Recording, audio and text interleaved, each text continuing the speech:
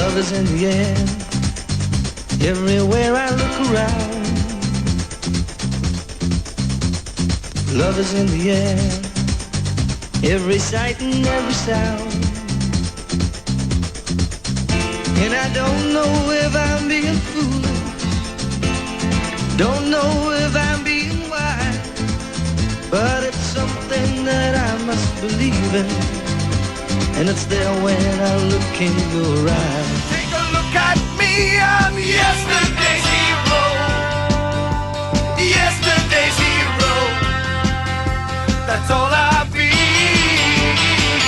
Take a look at me, I'm yesterday's hero, yesterday's hero, it's all that I'm gonna be if I don't get together, make a new start and be somebody better. All that I'll be if I don't get together now. I hate the music, the people say I sing my song so well. I just can't sing it without you. And guys, I'm joined by the one and only John Paul Young. How are you, buddy? I'm really well, Jason. How are you? Yeah, I'm really good, mate. Thank you. Thank you very much. It's a pleasure to chat to you again. And yeah, it's great, mate. How you going through isolation, John? You going all right, mate? Yeah, it's not such a stretch for me because I'm a very, I wouldn't say antisocial, but I really don't go out much anyway, because of the kind of work you do, it's always out there among the people and everything else. So that's enough for me, and I'm quite happy at home. So it's not a stretch at all.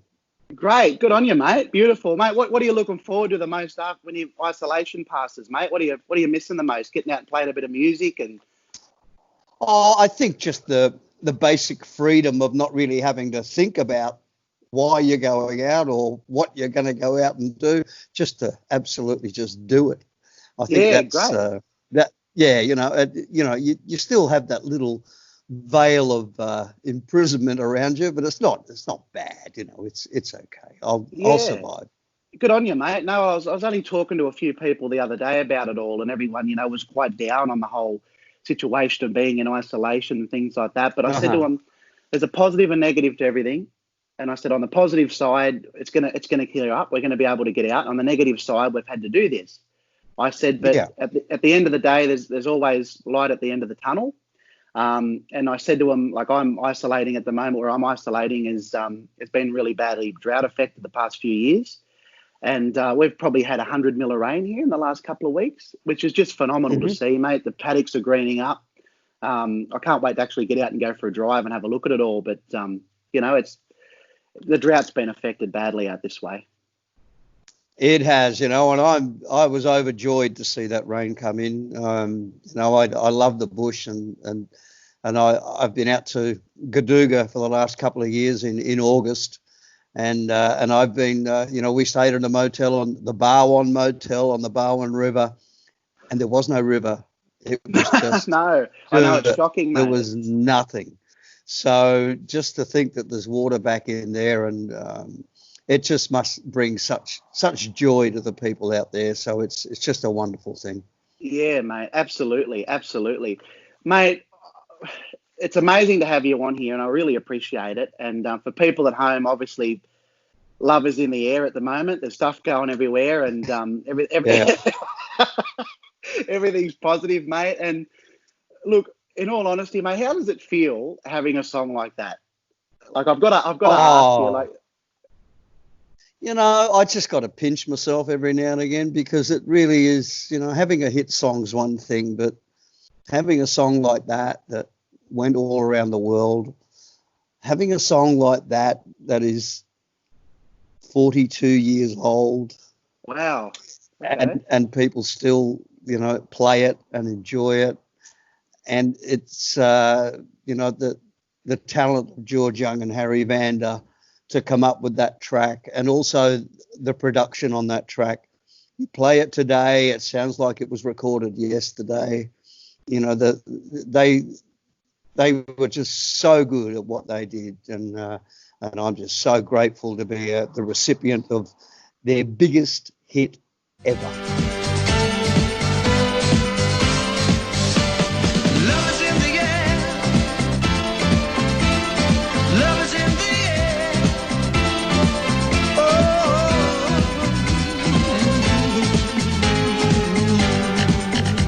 Yeah, it's amazing, mate. So, like, did you say 42 years, John? Yeah, 1978. Like 42 years, that song is just as current now as what it was when it hit the charts. Yeah, well, in some ways it got bigger.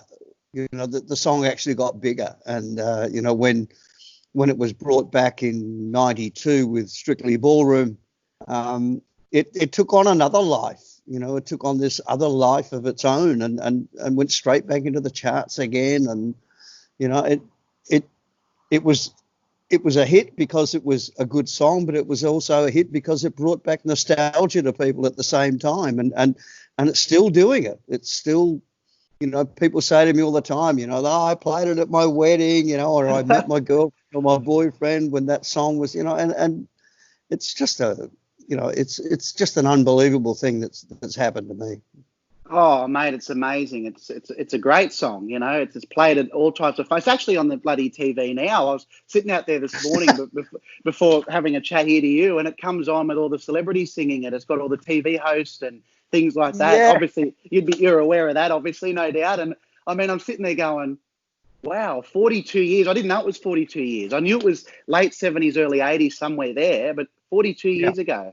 That's surreal, mate. And like, you've obviously, I Hate the Music, you know, Yesterday's Heroes, songs like that. Yeah. You must pinch yourself. You still must be able to pinch yourself going, this is phenomenal. Like, here I am. I've got a special birthday coming up this year in June too, I must say. You do. And you must think to yourself, still be able to go out, tour these songs. Because, you know, there's artists out there, obviously, that have a hit song, they tour for a couple of years, but then all of a sudden, you know, it's you're sort of at a point where you go, well, why can't I have another song like that? You know, and I know because we're all in the music industry as upcoming artists, and we sit there and go, how do we get a song like Love Is in the Air? How do we get a song like this and that? And yeah. But the funny thing is, Jason, that it happened to me too. You know, when 1980 rolled around, even though Love Is in the Air was a hit only a couple of years before, you know, my worth in the business was almost zero. So I went right down. I went down to nothing, and I couldn't really get arrested. Nobody wanted to know about John Paul Young, the pop star, anymore. And everybody was onto what the newest thing was, you know, the 80s, and off it went. And so I was old hat, and I was old hat for quite some time. Well, to the point where I lost my house in Sydney when I used to live in Sydney, and you know, that I was paying interest rates that were like 23%. So it killed me. And so I had to make a big decision. You know, I had to. It was self-preservation. You know, I had to adapt. I had to adapt to things, and what I did was I thought, well, I'm not going to hang around here in Sydney, waiting for somebody to think that I'm not old hat, because that could take forever. And I knew that my name wasn't going to excite people anymore, because, you know, the whole John Paul Young thing had died and it was in the past, and it wouldn't have mattered what I recorded. I wouldn't have got a look in. And so I knew that I was going to have some tough times. And so I moved out. I got out of Sydney, and I came to a place. I came up here to Lake Macquarie where I could rejig my life and I could start again. I could start again with by buying a really old house, which I'm still in, and suffer for a little while, you know. But the old house was my house. It didn't belong to the bank. And so whatever money I managed to, you know, get back out of the sale of my house in Sydney, which was not a lot, but it was enough for me to come up here and buy a house outright even though it didn't have any sewerage or drainage. We had a portaloo for 2 years. Wow.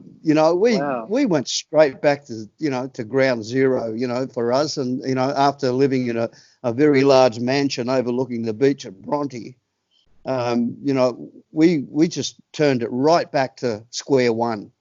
And I'm so glad I did that. I am so glad I did that. It's probably the smartest thing I ever did in my life, was to recognize where I was and do something about it. And now I'm reaping the benefits, because I've got half an acre of ground here. I can wander around in it, and even though I'm in this lockdown type situation, the same as everybody else. But I could have stayed in Sydney and bought a home unit and struggled along in the suburbs or something. But it just wasn't me. I just thought, well, as long as I'm near an airport, I can still work. So that was my only justification. I didn't really care about where I was going to live. I just wanted to get out of Sydney, get to a place where my money could advance my life, and I'm so glad. Wow. Yeah. Well, there you go. See, that's something new for a lot of people at home too, that they wouldn't know that. It just goes to show No. it happens to the biggest of artists. Well, it does. It happens to everybody, and I think when you're in the music business, it sort of comes with the territory. That's I think you're kidding yourself if you think you're going to be famous forever. Ask Paul McCartney or even Elton John. Since he went, both of those guys went through pretty dead times as well. Luckily they had a lot of money to fall back on. Yeah. But I didn't have a lot of money to fall back on, so I really had to reinvent myself.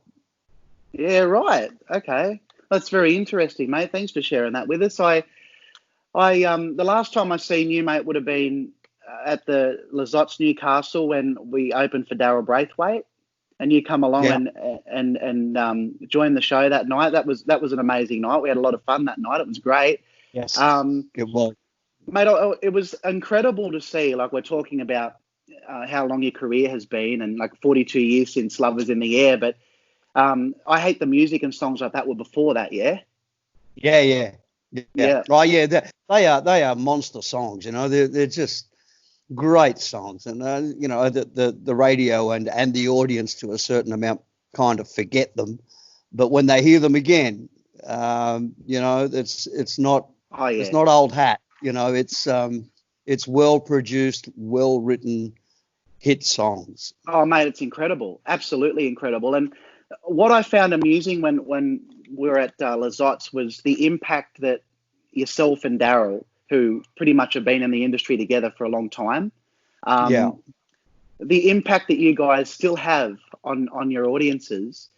Like that impact when you go out and do a show, or you go to a show like Daryl's and be a special guest and things like that, is it still a mind-blowing to you to have still the same reaction now, like 50 plus years later? Yeah, it is. It's incredibly flattering. It's just wonderful, because when you're not working and you're just hanging about, which I can afford to do these days, you're just hanging about, not doing much, I kind of delightfully kind of forget it. It's I just slob around the place, and I might be walking down. It doesn't happen so much where I live now in near Toronto in Lake Macquarie, because everybody knows me. But if I go to a different suburb or a different city and I'm not working and I'm just doing something else, and people stop me and say, "Oh, it's John Paul Young," I almost say, "Oh, is it?" Because I find it very easy to leave it behind, So that's a good.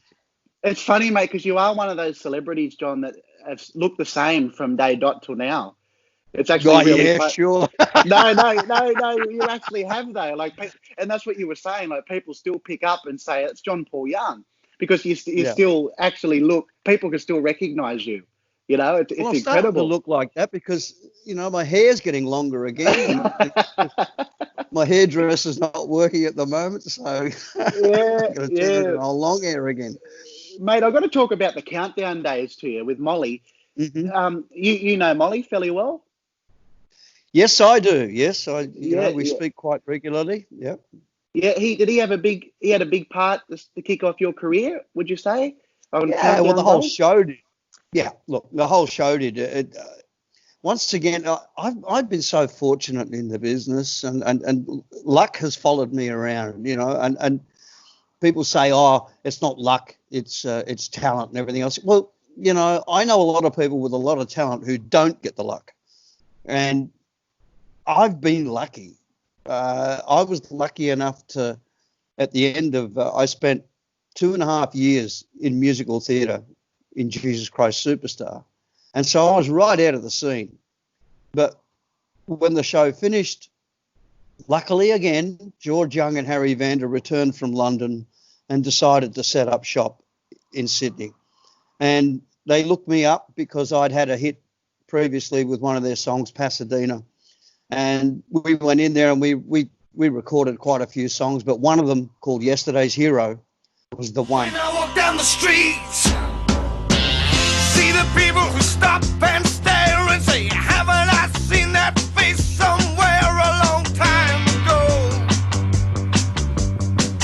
When I walk down the street. And at the same time as that was released, Countdown started on the ABC.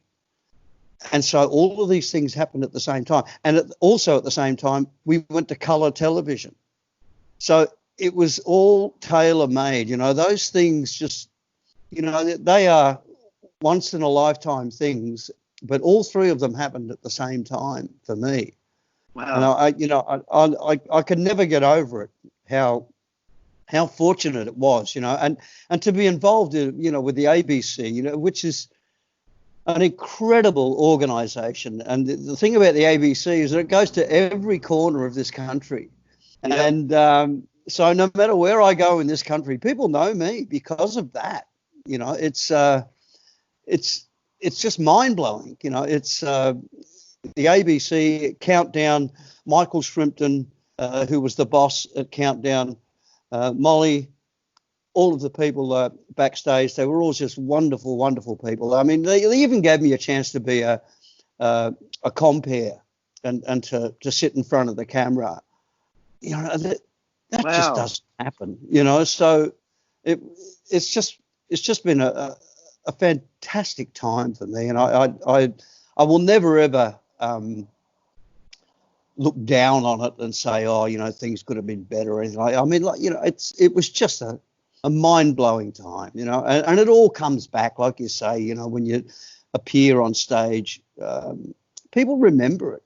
I talk to some friends that I have now, and they say silly things like, oh, yeah, I remember when you were on Countdown, I'd be sitting there eating dinner and hiding the veggies behind the cushions, and I think to myself, my God, how old were you? And they'd say, oh, about 9. Like I remember as a kid watching on TV1. Countdown was on a channel called TV1. I don't know if that was a regional channel or Must not. have been, yeah.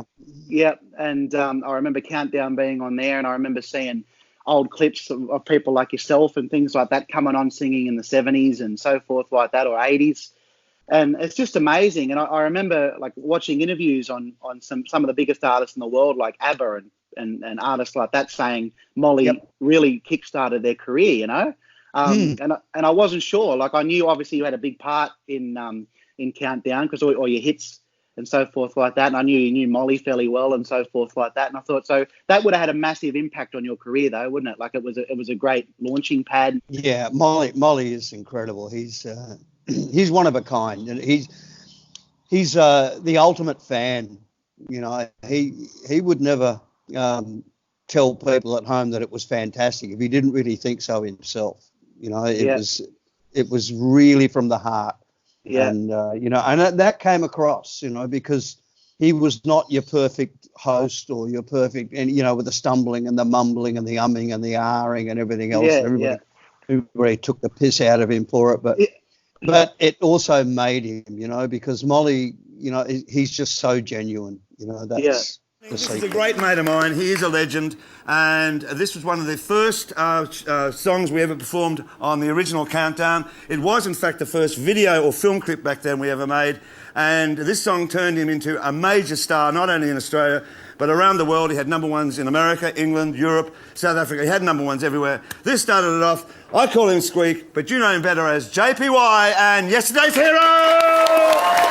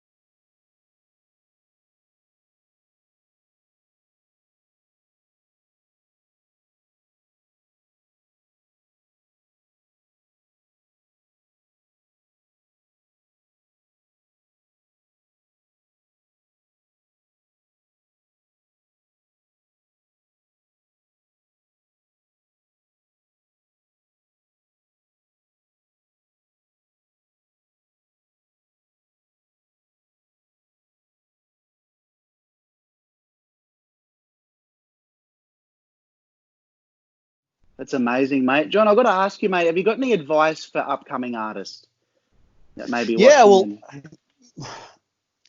Look, you've got to work hard at the biz. Not that I ever did. I mean, I kind of did, but I was in a band, and we used to work pretty hard at it. But I never ever thought that it would get any further than that. I just thought we'd be a band and that would be it.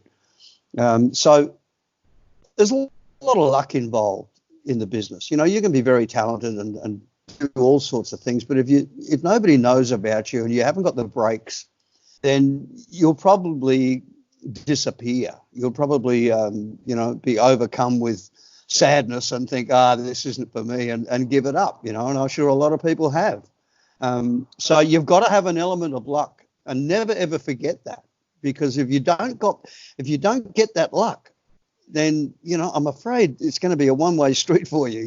It's the talent is only a part of it, but it's just so difficult. It's not. People look at what happened to me and maybe think that it was easier back in those days or whatever. Well, it kind of was, but it kind of wasn't. It's such a indefinable thing. It's really hard for me to put my finger on it, but all you can do is do it for your own enjoyment. I think just do it for yourself and have a backstop. You've got to have a backstop. I remember my old man saying to me, you got to have a job as well. You can't be doing it, So I did have a job. I was an apprentice. I was a sheet metal worker apprentice, and you've got to allow one thing to overcome the other. I think if you just sit at home and think, oh, well, music's going to be my business and nothing else, then you're walking a very thin tightrope, and you're liable to fall off. And when you do fall off, you'll find yourself with nothing. So it's almost essential that you find something else in your life as well as music. And then if music overtakes it, wow, happy days, that's a great thing that's happened to you. But I think it'd be silly to leave school and say that, right, I'm just going to be that. I mean, Some people have done it. Don't get me wrong. I know some people have done it. I was reading a story about T-Rex the other day, who coincidentally was discovered by the same guy that discovered me. And that was a man named Simon Napier Bell. And what he did, he found out that Napier Bell was a man in the music business, and he basically went up to his front door, knocked on the door with his guitar and said, I want to be famous and I want you to help me. And the guy thought, well, this guy's got balls. This guy's, he's got it. He's got a bit of cheekiness, and he's got some talent, and so let's go. And so he went along with it. So there are the odd exceptions, but generally, I don't know. I don't know too many hit makers who have their door open around Australia where you can just go and knock on the door and say, that's right. No, mate. No, look, it is a tough game. It is a very, very tough game to play. I think if you've got the drive and the passion for it, and you work hard at it, as well as belief, and don't give up too easy. Like understand that you're going to have to outlay money, push hard, as you know yourself, and good things come to those who work for it. But as you said, I think there's quite a bit of luck involved in having those big hit songs, and about releasing it at the right place, the right time, having the right people hear it and enjoy it, and record companies want a piece of it, and so forth like that. So trust me, you have songs, mate, that like I've released some songs in the country music space that have been number one on charts, and you think, and they're a cover. Then you release an original song, and you think this has got potential, and it just gets nowhere. So you just don't know, do you? No, you do not know. It is the great unknown. That's right. Yeah, mate, you could write a song that is sort of okay, but if something happens in the world that song just by chance happens to relate to, then there's an excuse for somebody to play it, and off it goes. That's so right. You don't know that's going to happen. You don't, mate. You don't. Absolutely.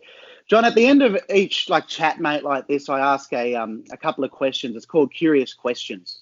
Mm-hmm. And the first question I'd like to ask you is, have you been able to maintain motivation during isolation? And if so, how? Yeah, I have. I'm pretty lucky. I spent a bit of time building up a studio in my backyard. And I basically did it, for myself and for my son.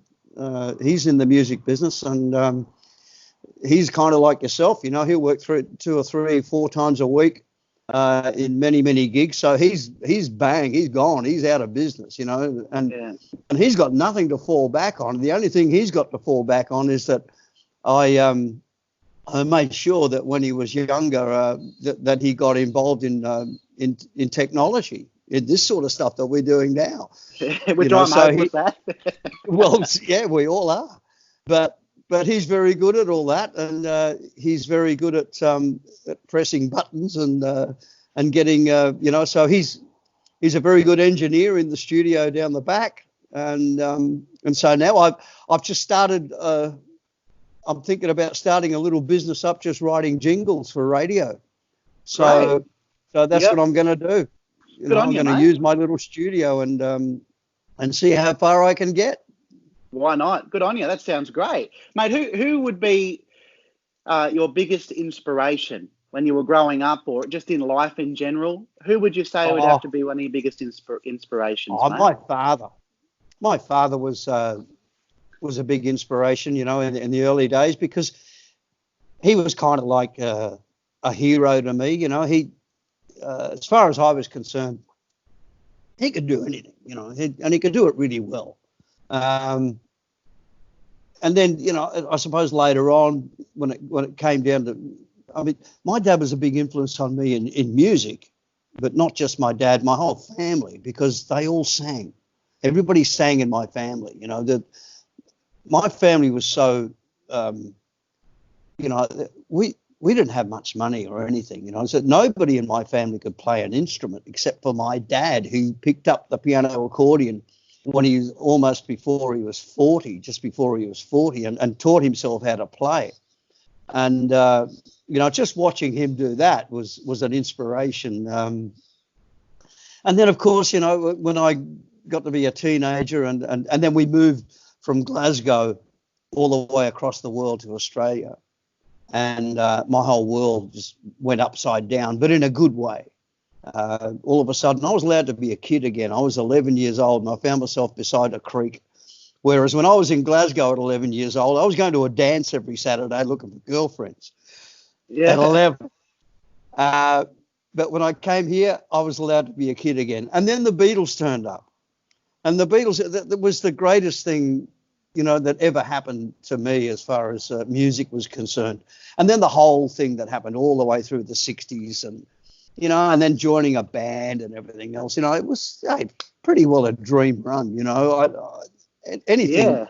Yeah. And everything just was happening. It was a wonderful time of life, not just for me, but for everybody my age, for all teenagers, it was a great time.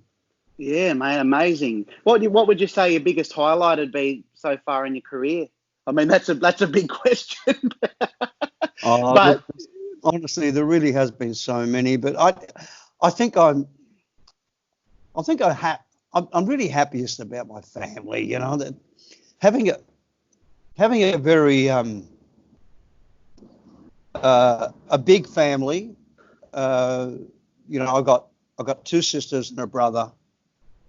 And all of the people that have branched out from that family, plus my own family, and the friends that I've garnered throughout the years, it's just a lovely life. We have such a great relationship, and there's none of this backbiting or sniping or anything like that. And when I look at other people in situations, it does make me sad that they don't have that, because it's such a grounding part of life. If you can just live your life and be I don't know, just be happy, be content with things, which brings me to something. I'll just show you. I don't know if this is going to come up all right, but have a look at this. This is a thing called Desiderata. Now, I don't know if you know of that or not. It's been around a long time. I think it was written from a poem in the 1900s. And that was in my old studio. And we had a fire come through in late 2001. And lots of things got destroyed, but that poem didn't get destroyed. It's all burnt around the edges, but it's still there. And the poem, I urge you to get on the net and look up Desiderata and just read it, because for what we're going through at the moment, it's just a wonderful piece of advice. And it was written back in, I think, 1920, so, and also, think of your ancestors. Think of your family. You wouldn't be here if it wasn't for your ancestors. No, and you've got to think about what they went through in order that you're here. And that, to me, is the most grounding thing. And when you think of your grandparents or your great grandparents, the wars and things that they went through, the tough times. And here we are, we've been asked to stay indoors for a few weeks, even if it doesn't matter if it's a few months. It's nothing compared to what our ancestors went through. And as long as you've got that in your heart and you've got a bit of nature to look at, then you'll be all right, And think of the old songs. There's some of these wonderful old songs, put on a happy face when you're smiling. Some of those old wartime songs and things, these are the things that got people through, and that's what to grab onto and hold onto when you're feeling a bit insecure. Yeah, wow, yeah, that's amazing, mate. Thank you, that's great. And mate, I've got one more for people at home. Who would be one of the most interesting celebrities you've ever met, and why? What made them interesting? Oh, I can't even begin. But what made it interesting? Oh, God. Oh well, who would be? I mean, yeah, it's just so difficult. I've met so many people, and honestly, I'd say celebrity-wise, I don't really know that I would know them that well. Even though I'd met them, and I find everybody interesting. In a way, okay. I really do. Whether their politics are against me or with me or whatever, I just find people interesting, and celebrity-wise, I don't know. I just try and treat them as people. Yeah, well, that's great. That's a great answer, mate. Because I mean, I can imagine the amount of famous and people and celebrities you've met throughout your career, which would just be amazing. And Yeah. they're all just normal people. You know? Yeah, absolutely. I think that is the most interesting thing. Yeah. What I find interesting about meeting celebrities is that, and like musicians and people like that, is their career and how they've achieved what they've achieved to make them who they are.